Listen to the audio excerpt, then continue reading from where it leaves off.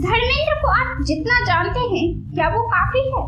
धर्मेंद्र फिल्मी दुनिया में अपनी एक्शन वाली छवि में जाने गए। रियल लाइफ में भी सादगी, विनम्रता और गर्मजोशी के लिए जाने गए। लेकिन क्या इतना परिचय काफी है धर्मेंद्र के बारे में? ना नहीं जी, फिर आप धर्मेंद्र को पूरी तरह नहीं जानते।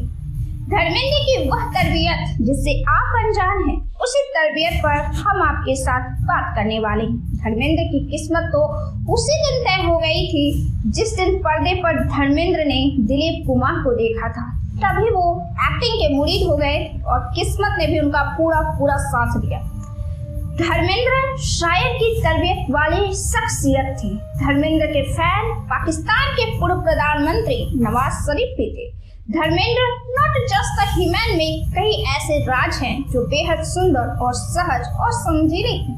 धर्मेंद्र ने ये किस्सा सुनाया था जब नवाज शरीफ भारत आए थे तो उनसे मुलाकात हुई थी। नवाज शरीफ ने बताया कि उनका परिवार गाड़ी से जा रहा था तो रास्ते में मेरे घर के सामने कार रुकवाई गई। उन्होंने अपनी पत्नी और बच्चे को बताया था, देखो ये है धर्मेंद्र का घर। धर्मेंद्र अपनी एक्टिंग से तो मशहूर हुए ही, साथ ही उनकी दरिया दिली के किस्से भी उतने ही चर्चित रहे। धर्मेंद्र की दरिया दिली में से एक छोटा पेशकश यह थी कि उन्होंने अपने उदारता और कल्पनाशीलता से महेश भट्ट की गलतियों को भी रफूचक्कर कर दिया था। हुआ यह था कि धर्मेंद्र को एक ट्रक ड्राइवर की भूमिका की शूटिंग करनी थी। जहां शूटिंग होनी थी उससे काफी दूर में उनका होटल था, जहां उनका ड्रेस ड्राइवर वाली छूट गई थी और यह गलती थी ड्रेसमैन की। फिर धर्मेंद्र ने महेश भट्ट को बिना कोई जवाब दिए पास के ड्राइवर के पास जाकर उनसे उनका ड्रेस विनम्रता पूर्वक मांग लिया। 60 के दशक में जब धर्मेंद्र शुरुआत कर रहे थे तब शम्मी कपूर का जलवा था। 1970 आते आते राजेश खन्ना का नाम बुलंदियों पर था। उसके बाद अमिताभ बच्चन का जादू चला। लेकिन इन सब के बीच धर्मेंद्र एक ऐसे एक्टर थे जो 60 से 80 तक हिट मशीन की तरह टिके रहे थे। बिमल रॉय उनको धर्मेंद्र कहकर बुलाया करते थे। उन्होंने ही उनको सबसे पहला रोल बंदनी में दिया था।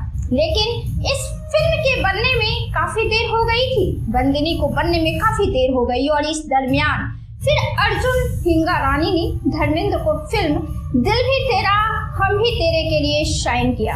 1966 में आई फूल और पत्थर ने धर्मेंद्र को सोलो हीरो के रूप में पहचान दिलाई।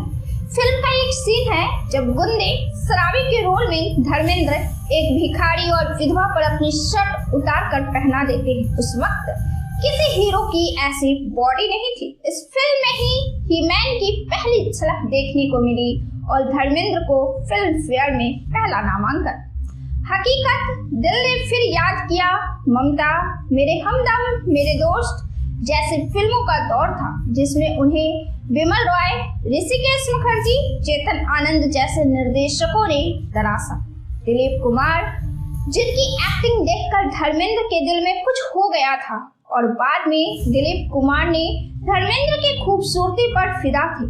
अपने दौर में धर्मेंद्र को दुनिया के सबसे हैंडसम मर्दों की लिस्ट में शामिल किया गया था।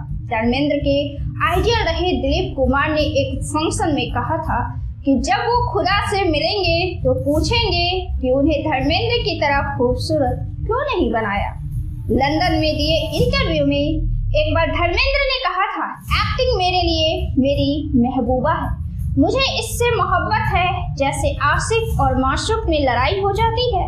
कभी ये रूठ जाती है तो मैं मना लेता हूँ, कभी मैं रूठ जाता हूँ तो ये मना लेती है, लेकिन मैंने इसे छोड़ा नहीं। अभिनय के अलावा उर्दू और शायरी से धर्मेंद्र को हमेशा से प्यार रहा है। अटल बिहारी वाजपेयी के कहने पर उन्होंने बीकानेर से लोकसभा का चुनाव लड़ा और जीता भी, लेकिन वे राजनीति में आने को अपनी एक बड़ी भूल मानते हैं। हालांकि राजनीति में आने पर भी उन्होंने कई बेहतरीन काम किए। एक बार उन्होंने उर्दू की तारीफ में कहा था कि एहसानमंद हो जवाने उर्दू तेरा, तेरी जबां में बयाने एहसासे दिल आ गया। कुछ ऐसे ही थे धर्मेंद्र, जज्बाती, रोमांटिक, शायर का दिल लिए घूमता एक एक्शन स्टार शोहरत और स्टारडम पर एक सवाल के जवाब में उन्होंने कुछ यूं कहा था, होती है तारीफ अहमियत की, इंसानियत की मगर कद्र होती है, तरजीह न दे ओहदे को इंसानियत पे, बंदे पर खुदा की तब नजर होती है। उनकी एक्टिंग में एक सादगी, एक नफासत थी जो कभी पर्दे पर दिखी तो कभी हीमैन की छाया में छिपी दबी सी रह गई। पर धर्मेंद्र की तलाश कभी खत्म नहीं हुई। उन्हीं की फिल्म का डायलॉग है, कुछ पाने की चाह, कुछ और बेहतर की तलाश। इसी चक्कर में इंसान अपना सब कुछ खो बैठता है जो उसके पास होता है। तलाश कभी खत्म नहीं होती, वक्त खत्म हो जाता है, वक्त खत्म हो जाता है। आज धर्मेंद्र हमारे बीच नहीं है, लेकिन हमारे दिलों में वे हमेशा जिंदा है।